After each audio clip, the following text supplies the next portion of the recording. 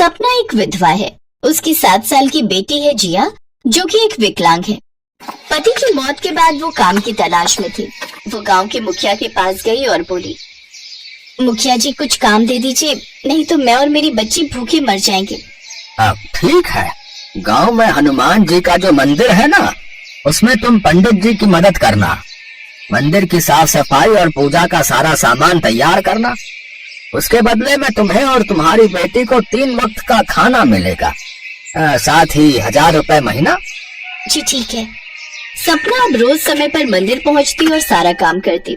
पंडित भी उसके काम से काफी खुश थे, लेकिन मुखिया के छोटे भाई सुधीर को ये बात पसंद नहीं आती, क्योंकि वो सारा दिन मंदिर में ही पड़ा रहता और मंदिर के लिए दिए हुए प्रसाद के पैसों से कुछ पैसे छुपाकर अपनी दारू पीने के लिए रख लेता। लेकिन सपना के होने से उसे परेशानी होने लगती है। वो बेवजह सपना पर चिल्लाता रहता ताकि वो ये काम छोड़कर चली जाए। मोर कहीं की, ये कोई वक्त है आने का? तेरे कारण पूजा और आरती में देर हो जाएगी। चल अब जल्दी सफाई कर। माफ कीजिएगा, बेटी को खाना खिलाने के चक्कर में देर हो गई। ऐसे ही दिन बीतते हैं। एक रोज मुखिया मंदिर में आता है और पंडित को कुछ पैसे देता है। इससे अच्छे फल खरीद कर लाइएगा, ठीक है? जी मुखिया जी। मुखिया वहाँ से चला जाता है। फिर सुधीर पंडित से वो पैसे ले लेता है और उसमें से आधे पैसे सपना को देते हुए कहता है, ए सपना, इधर आ। ये ले 500 रुपए और बाजार से प्रसाद के लिए फल ले आ। लेकिन मुखिया जी ने तो 1000 रुपए दिए थे। वो सब देखना तेरा काम नहीं है, समझी? चल अब जा। सपना बाजार से फल ले आती है। कुछ देर बाद वो सब हनुमान जी की आरती करते हैं। सपना अपनी मधुर आवाज में आरती गाती है। आरती की जय हनुमान लला की, आरती की जय हनुमान लला की। उसकी आवाज सुनकर हनुमान जी देवलोक में बैठे सम्मोहित हो जाते हैं। वाह, कितनी मधुर आवाज है इस बहन की। आरती होने के बाद, अरे ये क्या बात हुई मुखिया जी, प्रसाद खत्म हो गया? अरे वो तो आप इस सपना से पूछो, इसी को मैंने सारे पैसे दिए थे भाई साहब फल लाने के लिए। ये सुनकर तो मानो सपना के पैरों तले जमीन खिसक जाती है। आप झूठ क्यों बोल रहे हैं? मैं मुखिया का भाई हूँ, भला मैं क्यों झूठ बोलूंगा? ये औरत ही चोर है, इसी ने चोरी की है। सुधीर सपना को एक थप्पड़ मारता है। देवलोक में बैठे हनुमान ये सब देख गुस्से में आ जाते हैं और वो उसी पल धरती लोक पर आ जाते हैं और एक मनुष्य के रूप में आते हैं और मंदिर पहुँचते हैं। ये लीजिए फल। दरअसल इसने तो मुझे पूरे पैसे दिए थे, लेकिन मैंने ही लालच में आकर इसे कम फल दिए थे। लेकिन फिर मुझे एहसास हुआ कि मैंने भगवान के प्रसाद में हेरा फेरी की है, इसलिए मैं ये फल लेकर यहाँ आ गया। ये कहकर मनुष्य रूप में आए हनुमान वहाँ से चले गए। फिर सपना सबको वो फल प्रसाद के रूप में बांटती है। सपना भी घर आकर अपनी अपाहिज बेटी को वो फल खाने को देती है। ऐसे ही कुछ दिन बीत जाते हैं। एक रोज हनुमान जी की सोने की मूर्ति मंदिर से गायब हो जाती है। ये देख पंडित जोर जोर से चिल्लाने लगता है, अरे हनुमान जी की सोने की मूर्ति आखिर कहाँ गई? सोने की मूर्ति चोरी हो गई, मूर्ति चोरी हो गई। ये सुनकर सभी वहाँ आ जाते हैं। तभी सुधीर भी वहाँ आ जाता है और झूठ कहता है, अरे सपना ने ही चोरी की है मूर्ति। कल रात को मैंने इसे मंदिर के पास मंडराते हुए देखा था। सुधीर पुलिस को बुला लेता है। पुलिस सपना को गिरफ्तार करने वाली होती है कि इतने में वहाँ हनुमान जी अपनी कुछ वानर सेना के साथ मनुष्य रूप में मंदिर पहुँचते हैं। ये चोरी इन्होंने नहीं बल्कि हमने की है, हमें गिरफ्तार कर लीजिए।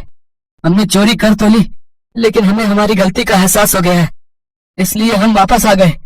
ये लो आपकी मूर्ति। पुलिस उन सबको अरेस्ट कर लेती है। उधर सुधीर अपने घर आता है, जहाँ सोने की मूर्ति देख बहुत खुश होता है। इतने में सपना भी उसका पीछा करते हुए वहाँ आ जाती है। मैं जानती थी ये तेरा ही काम होगा। इतना कहते ही सुधीर दरवाजा बंद कर देता है और सपना के साथ जोर जबरदस्ती करने लगता है।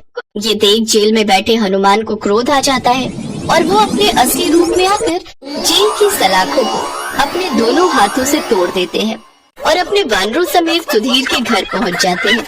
ये दृश्य देख सभी पुलिस वाले भी हैरान रह जाते हैं और वो भी हाथ जोड़कर उनके पीछे चल देते हैं। वहाँ पहुंचकर सभी वानर सुधीर पर टूट पड़ते हैं और उसे नोचने लगते हैं। अपने सामने हनुमान को देख सुधीर उनसे माफी मांगता है। तो मनुष्य के नाम पर कलंक है। तेरे मन में लोभ और गंदी नियत भरी पड़ी है, तूने एक निर्दोष को परेशान किया है। तेरे पापों का घड़ा भर चुका है। मुझे माफ कर दीजिए प्रभु, मुझसे गलती हो गई। तभी वहाँ पुलिस वाले भी आ जाते हैं। इसे गिरफ्तार कर लीजिए इंस्पेक्टर साहब, यही असली गुनहगार है। पुलिस वाले हाथ जोड़कर उनके सामने खड़े हो जाते हैं और हनुमान जी की सोने की मूर्ति को सुधीर के घर से उठा लेते हैं। साथ ही पुलिस सुधीर को जेल में पकड़कर ले जाती है। उधर हनुमान जी सपना से कहते हैं, सपना, तुम्हारा मन बहुत साफ है। तुम्हारी सच्ची भक्ति से मैं बहुत खुश हूँ।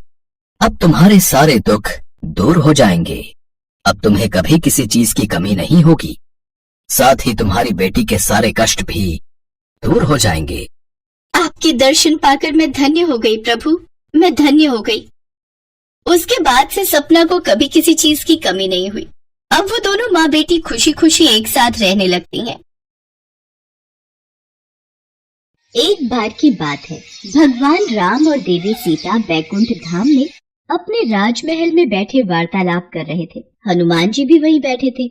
वार्तालाप के बीच में माँ सीता भगवान राम से बोली, प्रभु, बहुत समय से धरती का चित्रण नहीं देखा। पृथ्वीवासी सब प्रकार से कुशल मंगल तो है ना? मैं सोच रही थी एक बार धरती का चित्रण मेरे समक्ष अंकित कर देते तो मैं धरती वासियों का हालचाल जान लेती।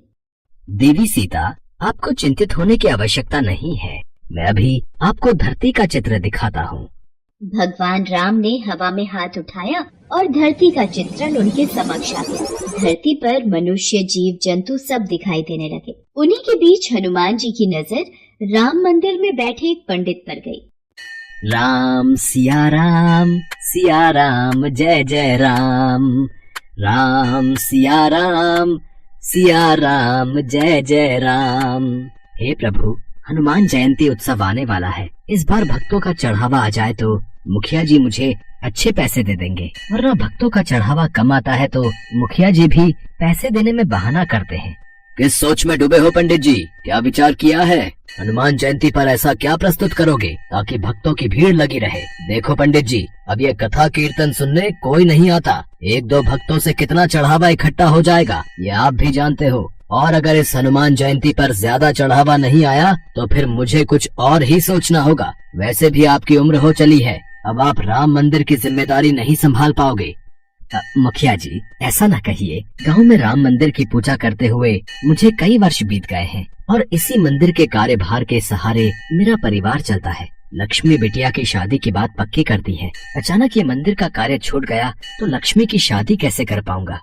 ठीक है, फिर हनुमान जयंती उत्सव आने तक ऐसी रौनक लगाना कि भक्तों की भीड़ दिन रात राम मंदिर में आती रहे। मंदिर में हनुमान जी की सोने की मूर्ति लगवानी है। इसके अलावा जितना चढ़ावा आएगा कार्य उतनी जल्दी संपन्न होगा। हे बजरंगबली, अब मैं क्या करूं कि राम मंदिर में भक्तों की भारी भीड़ उमड़ पड़े। हनुमान जयंती को तो अब आप ही कुछ कीजिए, मेरी सहायता कीजिए बजरंगबली। प्रभु, मुझे लगता है पुत्र हनुमान को सहायता के लिए जाना चाहिए। सीते, हम भी हनुमान को यही कहने वाले थे। पवन पुत्र, तुम इसी समय धरती लोक पर जाओ और पंडित जी की सहायता करो। उन्होंने तुम्हें सच्चे हृदय से पुकारा है। ठीक है प्रभु, मैं इसी समय धरती लोक पर पहुंच जाता हूँ। हनुमान, तुम्हें साधारण मनुष्य की भांति ही पंडित जी की सहायता करनी होगी और आवश्यकता पड़ने पर ही अपनी शक्तियों का उपयोग करना। श्री राम और माता सीता की आज्ञा पाकर हनुमान जी मनुष्य रूप में धरती लोक में पंडित जी के पास पहुँचे। जय श्री राम पंडित जी, मैं बड़ी दूर से आया हूँ। क्या कोई काम मिलेगा? आपकी अति कृपा होगी। काम? इस मंदिर में तुम्हें काम तो दे दूं, पर मेरे पास इतनी धनराशि नहीं कि तुम्हें तनख्वाह दे सकूं। पंडित जी, काम के बदले में आप मुझे रोजाना मंदिर के चढ़ावे के फल खाने को दे दिया करना। मेरे लिए वही काफी है। इसे काम पर रख लेता हूँ। मंदिर के कार्य में मेरी सहायता करेगा तो मुझे भी सहारा मिलेगा। अब ठीक है, तुम आज से ही मंदिर की साफ सफाई और पूजा की व्यवस्था का कार्य कर दिया करना। हनुमान जी मंदिर का सारा कार्यभार संभालने लगे। पंडित जी बदले में हनुमान जी को भगवान राम के प्रसाद में चढ़े फल खाने को दे दिया करते। हनुमान जी के आ जाने से पंडित जी को भी सहारा हो गया था। एक सुबह जब पंडित जी कथा कर रहे थे, हनुमान जी अपने असली रूप में आ जाते हैं और मंदिर में भजन गाते हुए नृत्य करने लगते हैं। आते जाते भक्तों की भीड़ लगनी शुरू हो जाती है। भक्त मंदिर में चढ़ावा चढ़ाकर और आशीर्वाद लेकर हनुमान जी के भजन और कीर्तन नृत्य का आनंद ले रहे थे। ये सदानंद बजरंग बली की वेशभूषा पहनकर कितनी सुंदर झांकी प्रस्तुत कर रहा है। भक्त भी सदानंद को हनुमान जी के रूप में देखकर खुश हो रहे हैं। अब तो हनुमान जी पंडित जी के साथ मंदिर में अपने असली रूप में भजन कीर्तन करते और भक्त झांकी को देखकर खूब आनंद लेते। धीरे धीरे मंदिर में भक्तों की भीड़ लगने लगी और हनुमान जयंती उत्सव आते तक मंदिर में बहुत मात्रा में चढ़ावा आ गया। अरे वाह पंडित जी, इस बार तो कमाल हो गया। इस बार तो मंदिर में अच्छा चढ़ावा चढ़ा है। अब मंदिर की मूर्ति की स्थापना भी हो जाएगी। मुखिया जी, ये सब कार्य सदानंद के कारण परिपूर्ण हुआ। सदानंद ने हनुमान जी की वेशभूषा पहनकर मंदिर में बहुत ही सुंदर नृत्य और भजनों से भक्तों के बीच रौनक लगाई।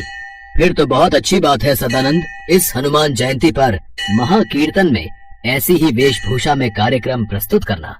हनुमान जयंती उत्सव का दिन आ गया। हनुमान जी खूब नृत्य कर रहे थे। तभी आओ वीर सिंह, सुमित्रा, अच्छा हुआ आज तुमने वीर सिंह को भी उत्सव का न्योता दे दिया। पंडित जी, ये मेरा साला है। हनुमान जी की सोने की मूर्ति स्थापना में आज इसके भी शुभ हाथ लग जाएंगे। जीजा जी, हनुमान मूर्ति तो काफी भारी बनवाई है, बड़ी महंगी रही होगी। साले साहब, ये मूर्ति मंदिर के चढ़ावे में आए पैसों से बनी है। ये मंदिर की अमानत है, काफी पहुँचे हुए सुनार ने बनाई है। आओ स्थापना करते हैं। राम मंदिर में हनुमान जी की सोने की मूर्ति स्थापित हो जाती है और खूब धूमधाम से हनुमान जयंती का उत्सव होता है। पर अगले दिन हे राम, हनुमान जी की मूर्ति कहाँ गई? मंदिर से मूर्ति चोरी हो गई। जीजा जी, हो ना हो, ये हनुमान जी की सोने की मूर्ति पंडित जी ने ही चुराई है और उनकी बेटी का ब्याह है और उन्हें पैसों की जरूरत है। तुम ठीक कह रहे हो वीर सिंह। पंडित जी को जब पुलिस पकड़ कर ले जाएगी तभी वो सच बोलेंगे। ऐसे उनके मुंह से सच नहीं निकलेगा। पुलिस को बुलाओ, पंडित को गिरफ्तार करेगी। इंस्पेक्टर साहब, असली चोर पंडित जी नहीं, मैंने ही मंदिर से मूर्ति चोरी की है। आप मुझे गिरफ्तार कीजिए, पंडित जी को नहीं। अरे सदानंद, तू ये क्या कह रहा है? तू ये सब क्यों कह रहा है? तू ये सब क्यों कर रहा है? इस चोर ने अपना गुनाह खुद ही कबूल कर लिया है। अरे गिरफ्तार कर लो इसे।